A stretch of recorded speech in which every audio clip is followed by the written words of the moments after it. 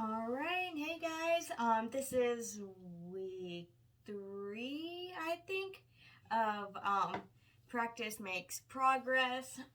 For my Just As I Am arrangement, I'm doing for offertory. Not this coming Sunday, but the next Sunday night. Um, I'm sorry about my voice. It's either allergies or cold or both. I haven't figured that out yet, but we're just going to roll with it. So yeah, let's get into playing, and then I can kind of explain what I've been doing this week, and yeah, just give y'all an update.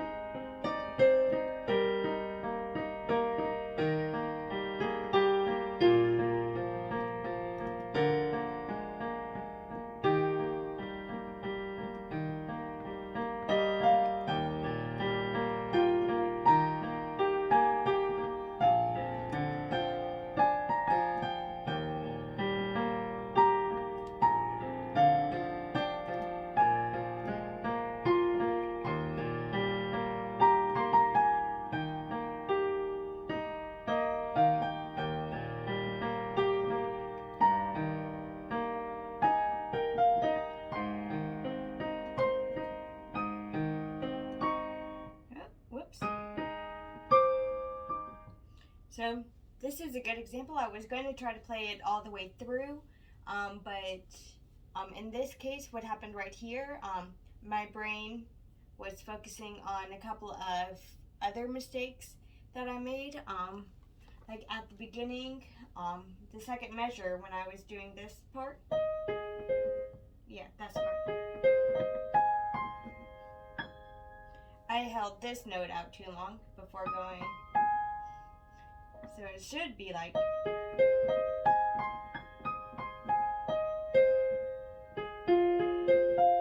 So on and so forth. And then that happened again, I think, in this measure here.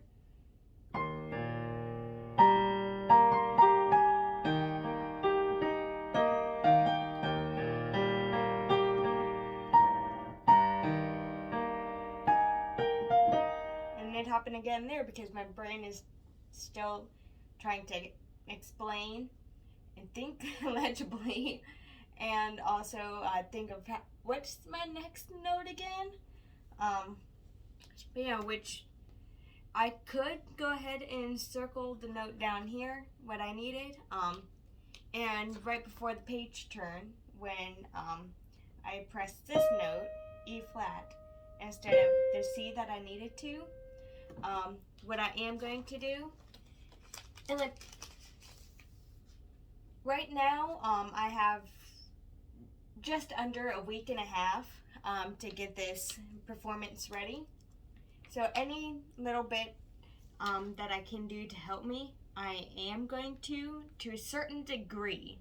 But like right before I flip the page to the second page, I'm just going to write C right here. Yeah, and it's always good to keep a pencil. I mean, you could do a pen, but I prefer pencil. So that you can make little markings like this. So I just put a C right there to remind me that my next note following is going to be a C. So let's see if I can get through C. I'm going to try to get through it now. I'll start at measure 8.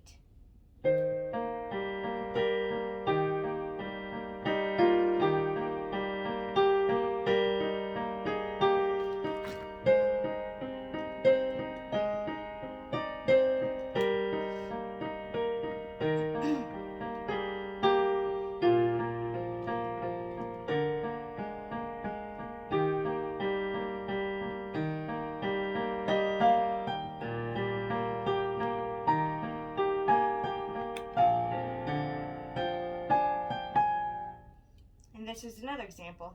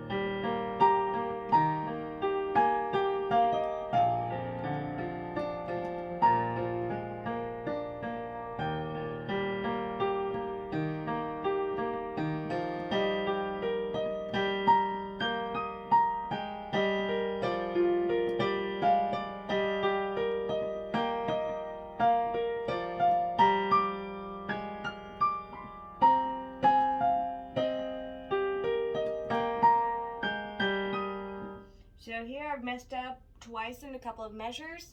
I'm gonna stop, go a little before my mess ups so I can lead into them. Let's see. I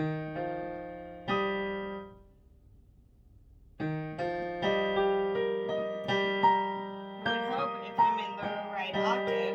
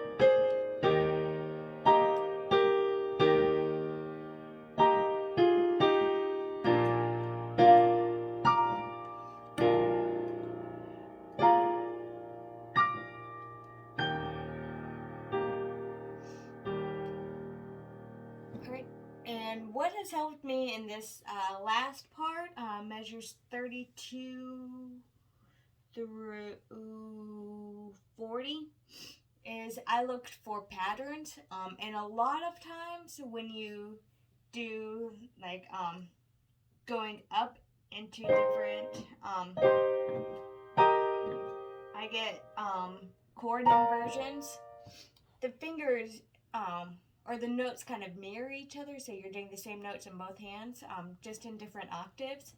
So that has helped me this week. And also what I've been trying to do and what I normally do a week or so before my performance, I start practicing kind of through mistakes if I can. Now some of these were major mistakes that I couldn't play through that because they just sounded off, but I normally start trying to play through some mistakes, or I've been working on some like improv skills so that I can maybe almost play off the mistakes, things like that. So some of my left hand chords, or not really runs, but broken chords, things like that.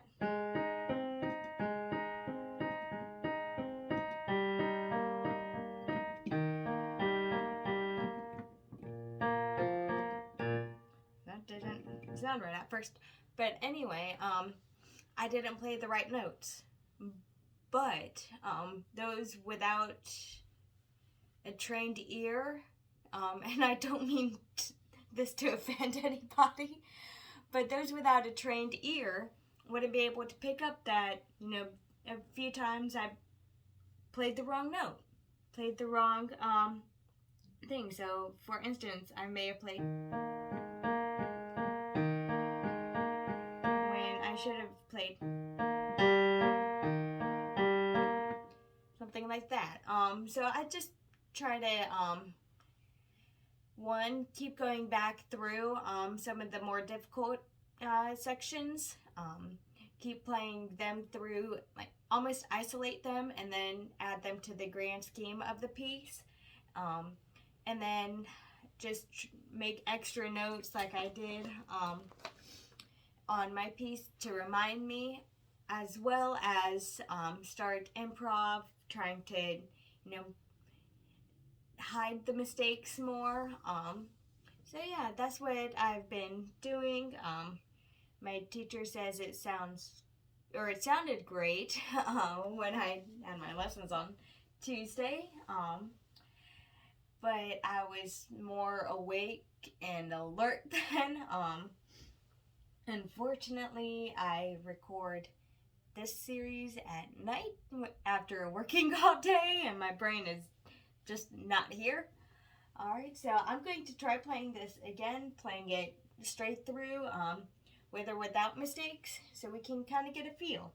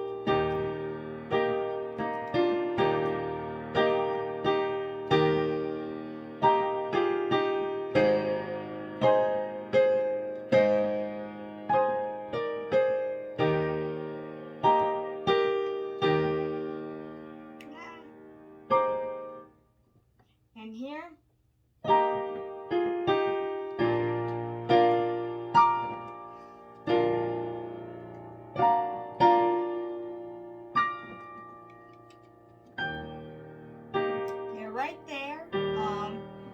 Toward the end is actually one of the worst places to make a mistake. Like the beginning and the ending are the worst places.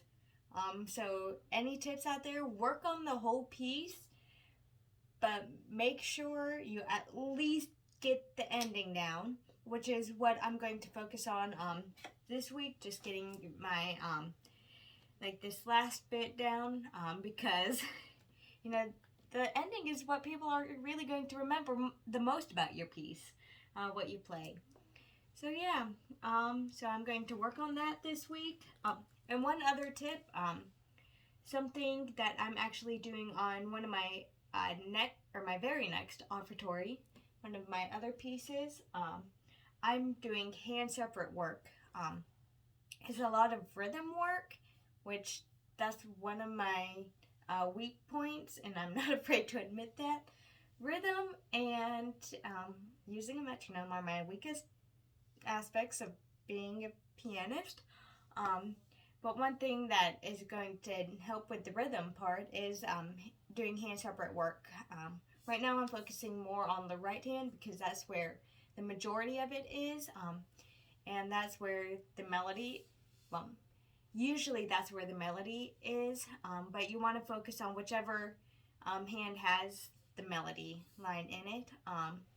So yeah, I've just been doing that. I do it hands together and then hands separate twice. So yeah, those are kind of my tricks that I use, I guess. But yeah, I will see you, most likely Sunday's going to be my next time seeing y'all in my live for our hymn backstory series. And don't forget to comment on last Sunday's video about your guesses to which hymn I'm going to do. The author of that is Frances R. Havergal, something like that. Yeah, she was a friend of Fanny Crosby, who wrote last week's hymn. So, comment your guesses for whichever hymn it's going to be, and I will see you Sunday. All right, bye.